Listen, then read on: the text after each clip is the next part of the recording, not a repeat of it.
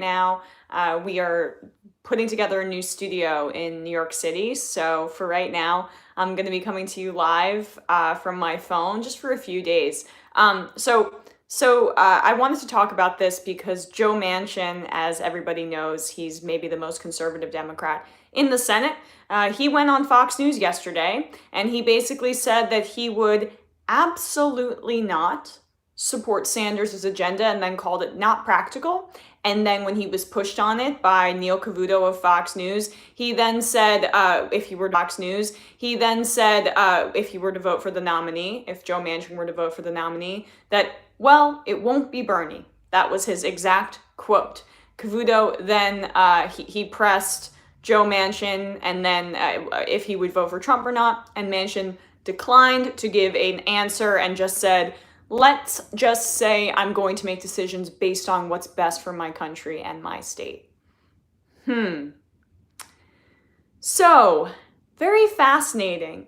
Where are all the Bernie's not a Democrat people? Because I don't really hear from them. Because this is a Democrat, a registered Democrat, who's now saying that he won't vote for the nominee if the nominee is Bernie Sanders, against Donald Trump, who I keep hearing is this danger to our democracy, which he is. But Joe Manchin is not the only Democratic senator to decline to vote for a Democrat or not say that they're going to vote for a Democrat up front. Kyrsten Sinema, who was once so liberal that she ran on a Green Party ticket and criticized capitalism and was an anti-Iraq war protester, all of those things.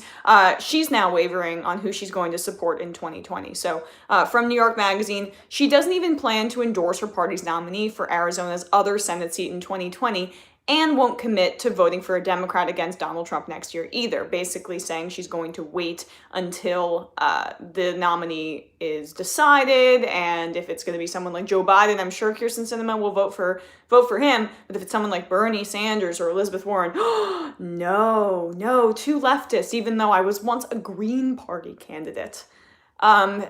There is not a political opportunist who is more blatant, possibly right now in the United States Senate than Kyrsten Sinema. And the fact that she once described herself as the most liberal member of the Arizona state government and is now making this decision is absolutely ridiculous. I mean, listen to what her voting record has been like since she's been in the Senate. Sinema was one of only 3 Democrats to vote for Bill Barr's confirmation as Attorney General. When virtually every other Democrat voted present on their Green New Deal resolution, Sinema crossed party lines to register her opposition to the very concept of a pro-labor, climate-centric industrial policy. Earlier this month, she voted against restoring Obama-era regulations on coal pollution. In all of those cases, no Democratic senator from a remotely purple state voted as Sinema did. Montana's Jon Tester, whose state backed Trump by 20 points in 2016, towed the party line on all of these votes. So it's not even necessary. Jon Tester isn't voting that way. She's deciding that she's going to be this extremely Republican conservative Democrat. I mean, at least in Joe Manchin's case, it makes an iota of sense because he's the senator from West Virginia, although, he just won re-election, so it's not like he has a ton to lose. But Sinema, also who just won her seat, is choosing to do this in Arizona, where she could actually make the case for progressive policy. It's a purple state. It's not a Donald Trump stalwart state, even if it leans to the red. But this is the decision that she's making.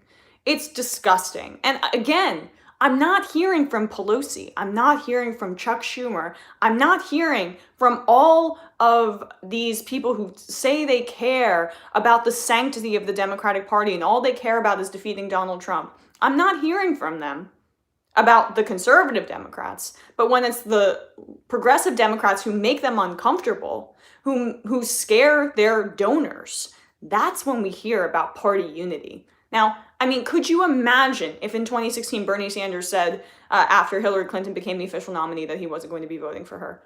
Could you imagine what the reaction would be? Now we have 2 senators who are saying that they won't commit to voting for Bernie Sanders or in Sinema's case, any Democrat. It's infuriating and just goes to show the hypocrisy. So once again, Let's call on Nancy Pelosi. People should start tweeting at her. Call on Chuck Schumer. This is his caucus.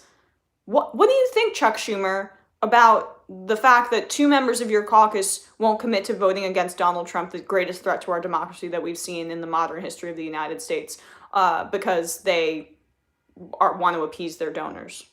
What do you say to that? Do you have an opinion? I would love to hear it. All right, guys. Hope you enjoy these live streams for the time being. And yeah, we're gonna get the New York studio up and running soon. So yeah.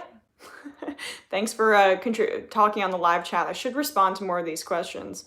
But frankly, you guys, I can't read them and also report on the news at the same time. It's very hard. I don't know how people do that. I'm scrolling through them now. It's too much. Overwhelming. I have too much going on in my brain right now. All right, talk to you guys soon. Bye.